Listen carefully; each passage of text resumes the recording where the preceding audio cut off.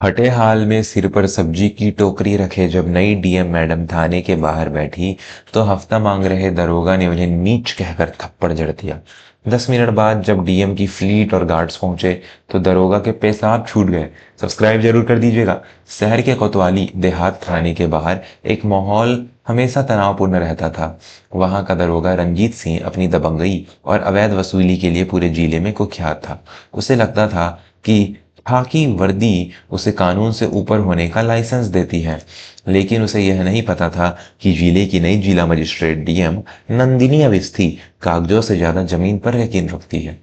नंदिनी जी को लगातार शिकायतें मिल रही थी कि रंजीत सिंह गरीब रेहड़ी पटरी वालों से रोज की कमाई का आधा हिस्सा छीन लेता है।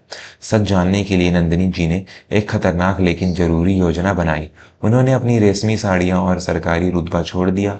एक पुरानी मैली सी सूती साड़ी पहनी, चेहरे पर थोड़ा सा कालीख मला और सिर पर ताजी सब्जियों की एक भारी टोकरी रखकर सीधे थाने के गेट के पास फुटपाथ पर बैठ गई। दोपहर की चिलचिलाती धूप थी। नंदिनी की आवाज लगा रही थी, साग ले लो, ताजी सब्जियां ले लो।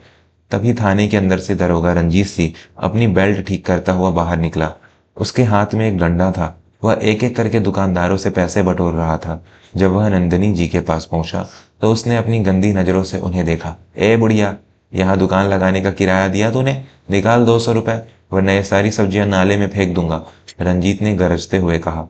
नंदिनी जी ने डरी हुई आवाज में कहा, साहब अभी तो 1 किलो आलू भी नहीं बिका। सुबह से भूखी हूँ, बच्चे घर पर राह देख रहे होंगे, कल ले लेना साहब। रंजीत सिंह का पारा चढ़ गया। उसने आओ देखा ना ताओ और पूरी ताकत से नंदिनी जी के गाल पर एक जोरदार तमाचा जड़ दिया।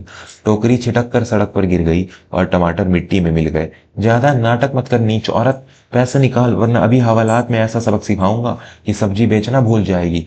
उसने नंदिनी जी का हाथ पकड़कर उन्हें घसीटने की कोशिश की। नंदिनी जी की आंखों में आंसू थे, पर वे हार के नहीं बल्कि उस सिस्टम की बदहाली के थे जिसे वे बदलने आई थी। उन्होंने अपने पल्लू के नीचे छिपे वायरलेस माइक को ऑन किया और सिर्फ इतना कहा, कोड रेड, लोकेशन कोतवाली देहात। अगले 5 मिनट के अंदर पूरे इलाके की धरती सायरनों की आवाज से गूंज उठी। पुलिस अधीक्षक एसपी की गाड़ी, पीएससी के 2 ट्रक और काले शीशे वालों डिस्ट्रिक्ट मजिस्ट्रेट की सरकारी गाड़ी सीधे थाने के अंदर आंगन में आकर रुकी। रंजीत सिंह घबरा गया। उसे लगा कि शायद कोई बड़ा आतंकी हमला हुआ है या कोई बहुत बड़ा मंत्री आ रहा है। वह अपना डंडा छोड़कर हाथ जोड़कर खड़ा हो गया। एसपी साहब गाड़ी से कूदे और सीधे उस सब्जी वाले के पास पहुंचे जो धूल में बैठी थी। एसपी ने अपनी टोपी उतारी और पूरी ताकत से सैल्यूट मारा। जय हिंद ma'am, we are extremely sorry ma'am, हमें पता नहीं था कि आप इस हालत में यहाँ आएंगी। दरोगा रंजीत सिंह के पैरों तले जमीन खिसक गई। उसकी रूह कांप उठी जब उसने देखा कि वह साधारण सब्जी वाली उठकर खड़ी हुई और अपनी आंखों से चश्मा हटाकर उसे जलती हुई नजरों से देखा। दरोगा रंजीत सिंह, आपने अभी जिस नीच औरत को थप्पड़ मारा है वह इस जिले की डीएम है। नंदिनी जी की आवाज किसी शेरनी की दहाड़ जैसी थी।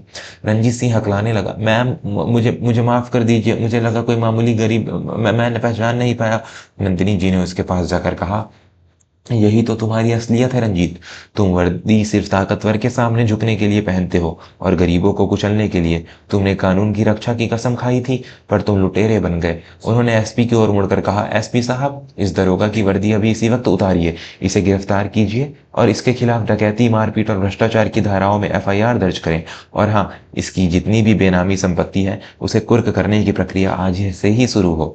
रंजीत सिंह के कंधे से सितारे नोच लिए गए। उसे उसी हवालात की ओर ले जाया गया जहां वह बेगुनाहों को डालता था। नंदिनी जी ने जमीन पर गिरे हुए अपने टमाटर उठाए और पास ही खड़े एक गरीब बच्चे को दे दिए। पूरा बाजार डीएम साहिबा जिंदाबाद के नारों से गूंज उठा। ये स्टोरी आपको कैसी लगी हमें कमेंट में जरूर बताएं और चैनल सब्सक्राइब जरूर करें।